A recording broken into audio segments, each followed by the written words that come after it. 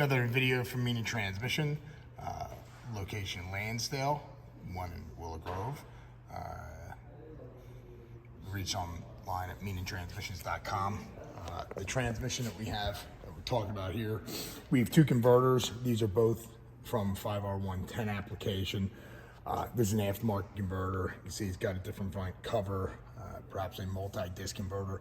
This converter was provided to us by the customer, as was the transmission it was installed in. Transmission was installed, it worked pretty well, probably had cumulatively 20 miles on it, and then it started leaking profusely from the front. We pulled it out, disassembled it, and this is what we saw. Here's the damage of the pump, okay? This pump damage is definitely not typical. You can see it also damaged the pump plate. Okay, so what that would indicate to us is that there was an end thrust situation. So, further examination, we have another pump assembly. So here's the inner gear of the pump, okay? So this is the factory converter, actually the converter that was the original converter for the transmission. And you can see that this pump gear goes on with ease, no issue there, no concern. So looking at the other converter, we try to get this pump gear on this. It is not cooperating.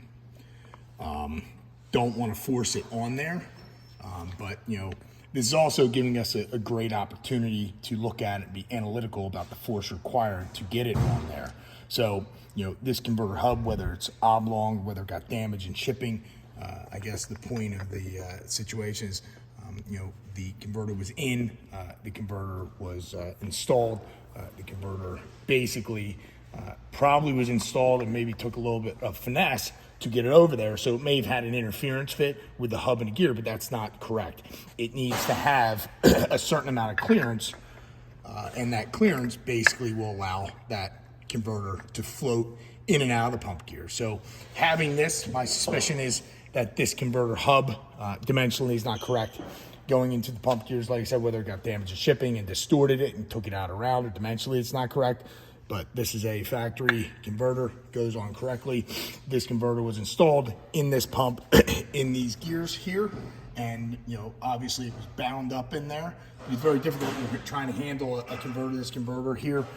The heavy duty converters on a 40100 probably weigh, upwards of 80, 100 pounds. So, once it was in and lined, got it lined, felt like we got it lined up in the pump gears, installed it, had no clearance, everything was good. It wasn't like it wasn't installed into the converter. Sometimes it took, they take a little bit of finesse to get in.